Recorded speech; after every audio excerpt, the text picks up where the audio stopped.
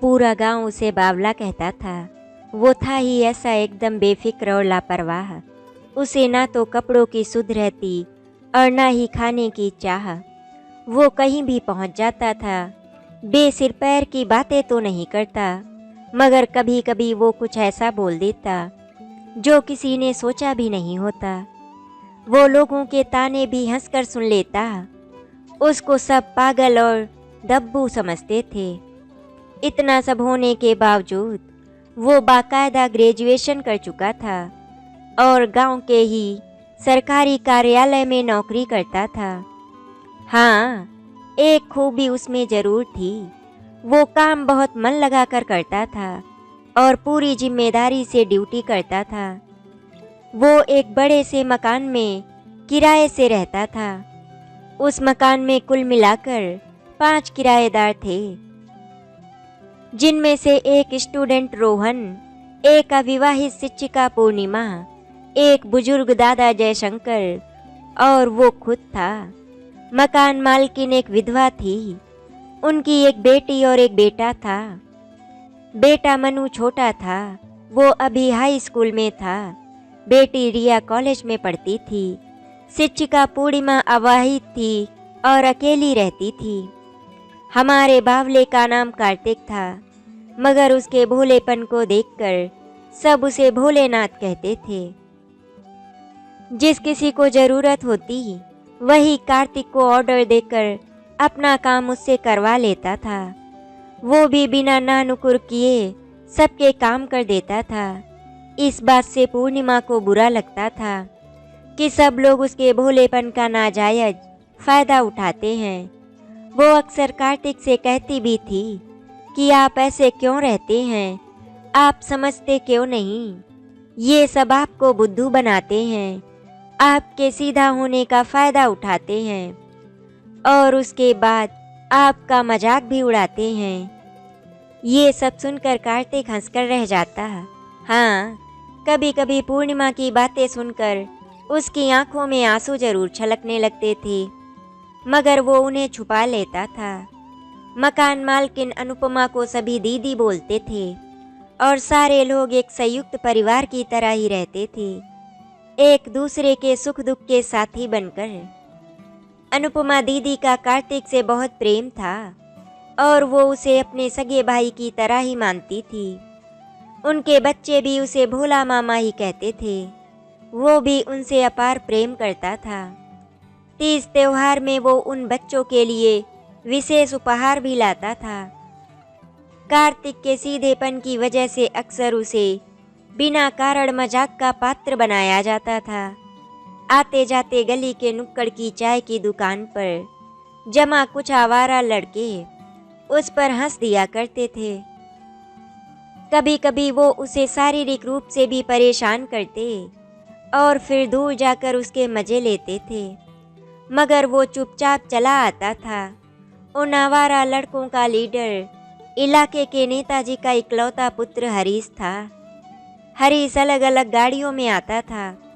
वो चाय वाले पर भी अपना रौब जमाता रहता था और उसके मुफ्त के आवारा मुश्तंडे साथी इलाके में हरदम उधम मचाते रहते थे, जिससे महिलाओं और युवतियों का अकेले आना जाना बहुत मुश्किल हो गया था। वो युवतियां अक्सर 2-4 की टोली में ही आती, मगर फिर भी वो लोग किसी न किसी से छेड़छाड़ कर ही देते थे। वो युवतियां बेचारी ना तो उनकी हरकतों को रोक पाती, ना ही उनका विरोध कर पाती थी। अक्सर कार्तिक के सामने भी ऐसे घटनाएं घट जाती, मगर वो चुपचाप बिना विरोध किए चला जाता। इससे हरीश और उसके साथियों के हौसले भी बहुत बढ़ गए थे। एक दिन तो उसने हद कर दी। उस दिन कार्तिक अपने ऑफिस के लिए थोड़ा जल्दी निकल पड़ा था। उसके निकलने से ठीक पहले मकान मालकिन की बेटी रिया अपनी साइकिल लेकर कॉलेज जाने के लिए निकली थी। आज हरीश भी थोड़ा जल्दी ही चाय की दुकान पर आ गया था। उसने रिया को आते देखा तो अपने दोस्तों से बोला, तुम लोग आज एक मजा देखना। ये जो लड़की आ रही है ना, उसने मुझे परसों चप्पल से पीटने की धमकी दी थी। आज मैं उसे मजा चखा कर रहूंगा। ये सुनकर उसके बदमाश साथी खी करके हंसने लगे। रिया को नजदीक आते देखकर हरीश ने अपनी मोटरसाइकिल स्टार्ट की और एकदम तेजी से रिया की ओर बढ़ा दी। अचानक मोटरसाइकिल सामने आने से रिया का संतुलन बिगड़ा और वो साइकिल सहित गिर पड़ी। इधर हरीश भी अपना बैलेंस खो बैठा और उसकी मोटरसाइकिल का पहिया रिया के पैर के ऊपर से गुजर गया। रिया दर्द से बिलबिला उठी। तभी वहां कार्तिक पहुंचा। उसने रिया को नीचे गिरते और हरीश की मोटरसाइकिल का पहिया उसके ऊपर चढ़ते देखा अपनी आंखों से। वो भागकर रिया के पास पहुंचा। तभी वहां पूर्णिमा भी आ गई। उन दोनों ने मिलकर रिया को सहारा देकर उठाया। तब तक हरीश से चंपत हो गया था। पूर्णिमा बोली, इसको तो चोट लग गई है, चलिए अस्पताल ले चलते हैं। वो दोनों उसे अस्पताल ले गए। अस्पताल में रिया का एक्सरे होने पर पता चला कि उसे फ्रैक्चर हुआ है। डॉक्टर ने इसे पुलिस केस समझकर पुलिस कंट्रोल रूम में रिपोर्ट दर्ज कर दी। इस बीच रिया के पैर पर प्लास्टर चढ़ा दिया गया और उसे ऑब्जर्वेशन के लिए वार्ड में भर्ती कर दिया गया। अस्पताल आने के 2 घंटे बाद पुलिस आई और उन्होंने रिया का बयान लेना चाहा, मगर वो दवाओं के प्रभाव से सो रही थी। इसीलिए उन्होंने उसके साथ आए लोगों से मिलना चाहा। तो डॉक्टर ने बताया कि ये 2 लोग लेकर आए हैं जो उधर रिसेप्शन के पास बैठे हैं। इस पर इंस्पेक्टर ने उनके पास जाकर बयान लेना चाहा, मगर पूर्णिमा बोली, सर पहले आप रिया के बयान ले ले, उसके बाद ही हम बयान देंगे। कार्तिक ने कुछ कहना चाहा, मगर पूर्णिमा ने उसे रोक दिया। इंस्पेक्टर शाम को आने का बोलकर वापस चला गया। कार्तिक ने पूछा कि आपने बयान देने से मना क्यों किया? तो पूर्णिमा बोली, पहले देखें तो कि रिया उस हरीश के खिलाफ बयान देने की हिम्मत करती भी है या नहीं। नहीं तो हम दोनों बयान देंगे कि उसने जानबूझकर किया है ये सब। कार्तिक बोला, क्या हरीश से पंगा लेना ठीक होगा? पूर्णिमा बोली, उसे सबक तो सिखाना ही होगा, वरना उसके हौसले और बढ़ जाएंगे। शाम को इंस्पेक्टर के आने से पहले पूर्णिमा ने रिया को तैयार कर लिया कि वो हरीश के खिलाफ बयान दे। इधर किसी से खबर पाकर अनुपमा और जयशंकर जी भी अस्पताल आ गए थे।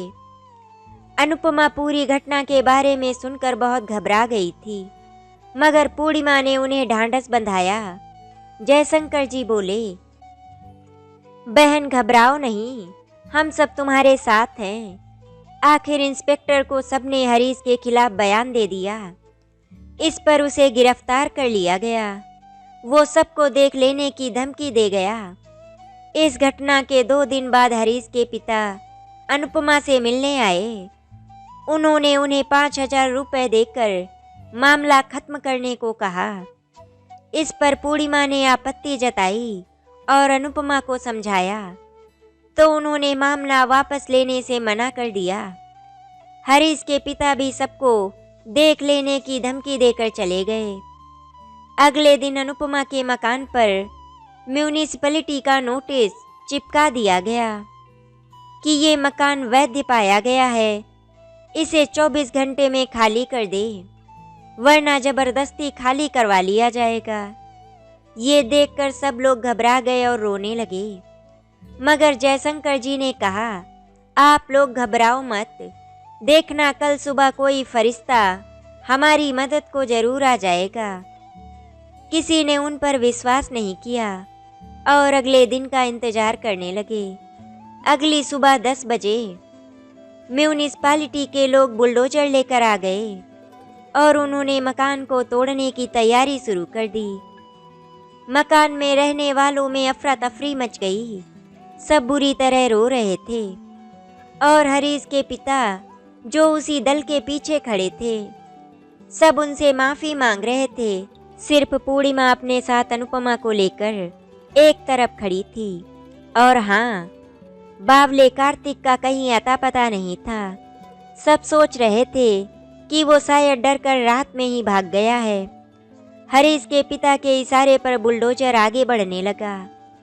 अब तो अनुपमा भी घबरा गई।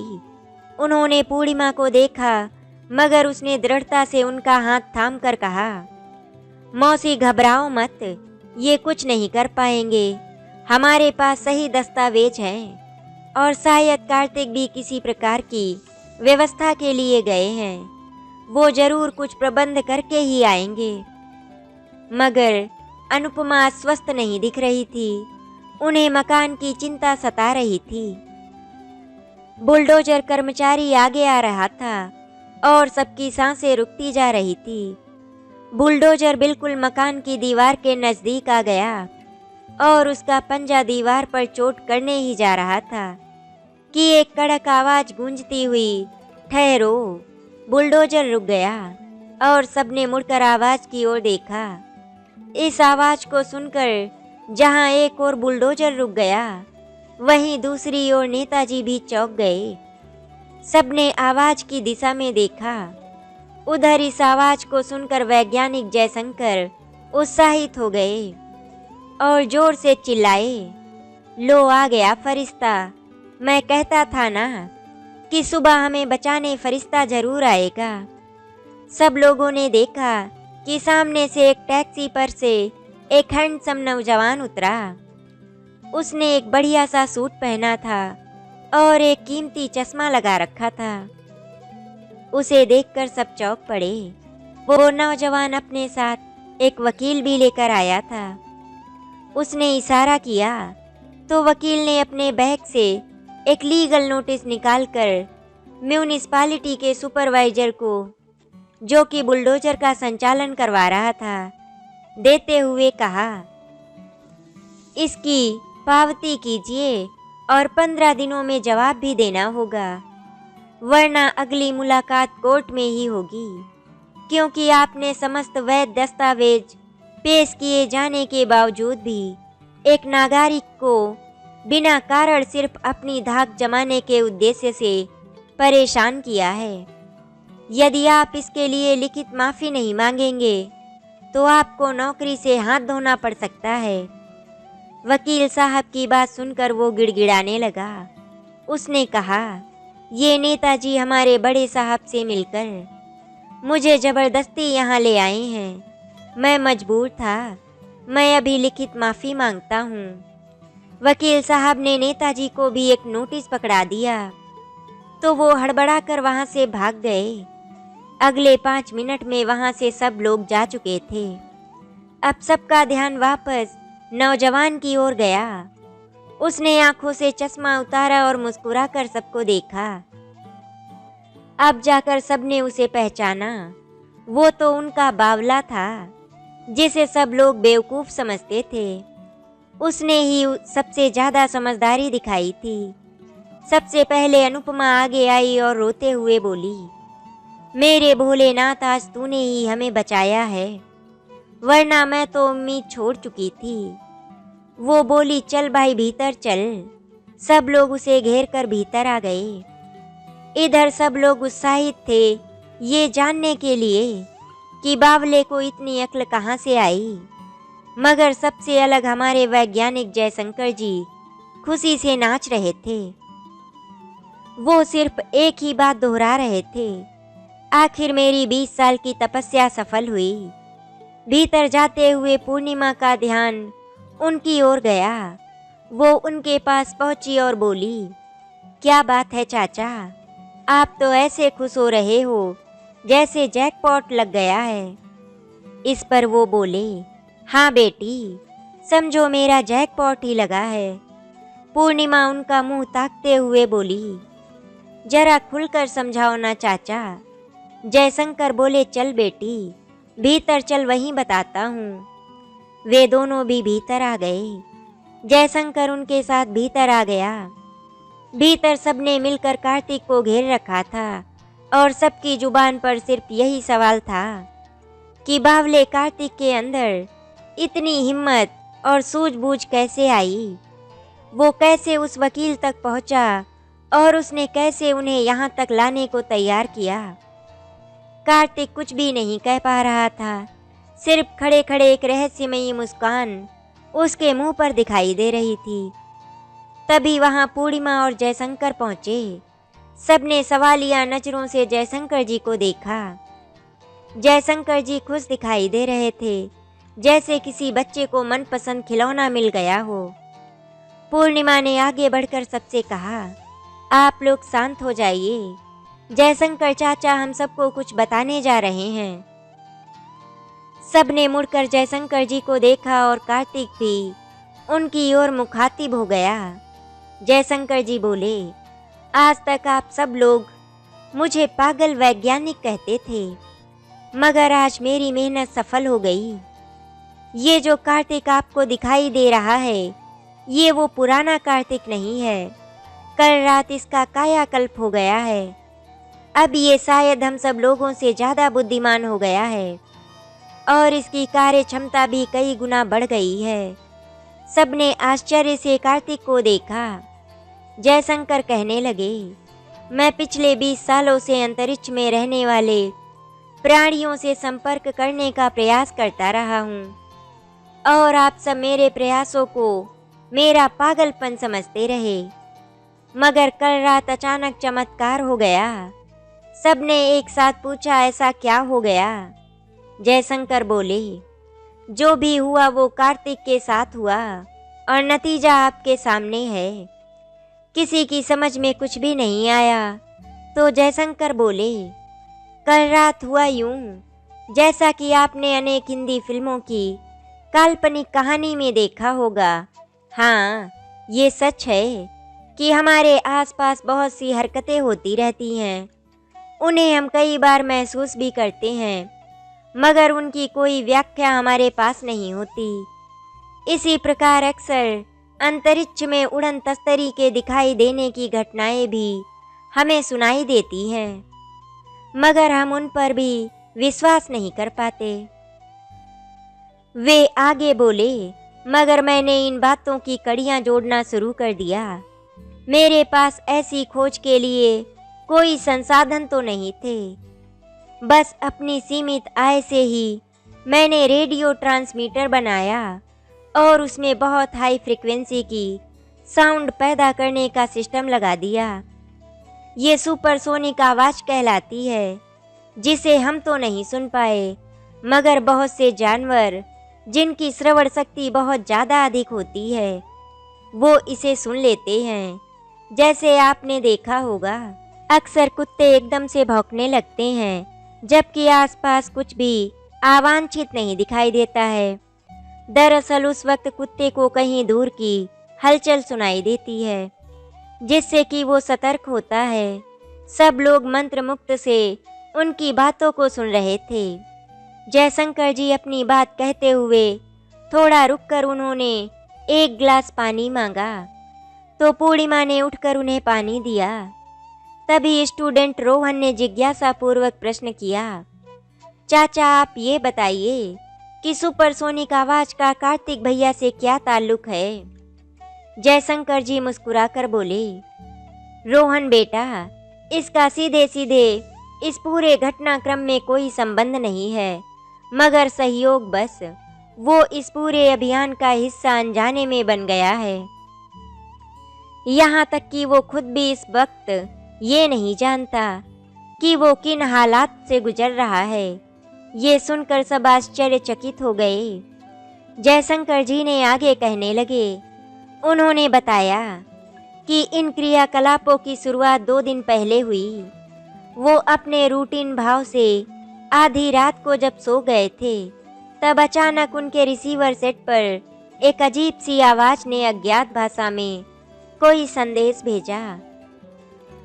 वो स्पष्ट समझ रहे थे कि ये कोई संदेश है, मगर क्या ये समझ नहीं आ रहा था। उन्होंने अपनी भाषा में पूछा कि आप कौन हो और मुझसे क्या कहना चाह रहे हो? मुझे आपकी भाषा समझ नहीं आ रही है, कृपया हमारी भाषा में उत्तर दीजिए। उन्होंने थोड़ी देर इंतजार किया और देर रात लगभग 2:30 उन्हें नींद आ गई। सुबह उठकर जब उन्होंने अपने सेट को चेक किया तो उसमें हिंदी भाषा में एक संदेश था। कहा गया कि हम सुदूर आपकी आकाश गंगा से सैकड़ों प्रकाश वर्ष दूर से आपके ग्रह के अध्ययन के लिए आते रहते हैं। आपकी संदेश देने वाली तरंगे हमें बहुत बार मिली, मगर हम अपनी खोजों में व्यस्त रहे थे, इसीलिए आपसे संपर्क नहीं हुआ। अब हमारी खोज पूरी हो गई है। हम अब आपके ग्रह से दूर दूसरी आकाश गंगा के ग्रह की खोज के लिए जा रहे हैं। आप आज रात 2 से 3 बजे के बीच हमारे संकेत की प्रतीक्षा कीजिए। हम आपको एक छोटा उपहार देना चाहते हैं। जयशंकर जी की बातें सबको अवाक कर रही थी। अनुपमा बोली, भैया जयशंकर, जरा साधारण शब्दों में हमें बताओ कि हमारे बावले को इतनी अक्ल कैसे आई। जयशंकर बोले, भाभी जी वही तो बताने जा रहा हूँ। उन्होंने कहा, थोड़ी चाय मिल जाती तो अच्छा रहता, गला तर कर लेता। तभी महेश की पत्नी ट्रे में सबके लिए चाय लेकर आ गई। सबने चाय पी तो महेश ने सवाल किया, जय बाबू, आपकी खोज और इस सारी कहानी में हमारे कार्तिक बाबू कहाँ फिट होते हैं। कार्तिक खुद भी मनोयोग से सारा किस्सा सुन रहा था। जयशंकर मुस्कुराकर बोले, वही तो बताने जा रहा हूँ, थोड़ा धीरज रखो। सबने चाय खत्म की। जयशंकर आगे बताने लगे। जयशंकर जी ने बोलना शुरू किया। वो बोले, उस संदेश को सुनकर मुझे आश्चर्य हुआ, साथ ही मैं खुशी से झूम उठा कि आखिर मेरी तपस्या सफल रही। मैं अन्य ग्रहों के प्राणियों से संपर्क स्थापित करने में सफल हो सका। मैं कल रात जगकर उस पल का इंतजार कर रहा था कि कब मेरा संपर्क उन अज्ञात प्राणियों से होगा और वो क्या उपहार देंगे मुझे। मैं 1:45 बजे रात छत पर पहुंच गया और एक तरफ बैठकर इंतजार कर रहा था। रात लगभग 3:45 बजे अचानक छत पर एक सुनहरी रोशनी फैलने लगी। धीरे धीरे उस रोशनी का रंग हल्का नीला हुआ। तभी एक आवाज आई, आप यहीं हैं, हम जानते हैं, कृपया इस रोशनी के बीचों बीच आ जाइए। मैं आगे बढ़ने को हुआ, तभी रोशनी का रंग बदलकर गुलाबी होने लगा और एक पल को रोशनी बंद हो गई। मैं अपनी जगह पर ठहर गया, क्योंकि अचानक अंधेरा हो जाने से मेरी आंखों को कुछ दिखाई नहीं दे रहा था। तभी 2 पल बाद रोशनी एक चमकदार सफ़ेद उजाले में बदल गई, जिसकी चमक पर आंखें नहीं टिक रही थी। मैं अपनी जगह पर खड़ा रह गया और करीब 23 सेकंड बाद रोशनी बुझ गई और एक अजीब सी आवाज़ आई, आपको आज से एक अद्भुत शक्ति प्रदान हो गई है, जिसके फलस्वरूप आप किसी भी समस्या का समाधान चुटकी में कर सकते हैं और हाँ, आज से अत्यंत बुद्धिमान और जिम्मेदार व्यक्ति बन जाएंगे। मैं ये सुनकर खुशी से नाच उठा। थोड़ी देर में जब मेरी आंख अंधेरे में देख पाने में सफल हुई तो देखा कि मैं तो छत के कोने में ही खड़ा हूँ और कार्तिक उस जगह खड़ा है जहाँ पर उस रोशनी का दायरा था। कार्तिक भटकता सा खड़ा था। अगर वो एक गुरु गंभीर व्यक्ति दिखाई दे रहा था।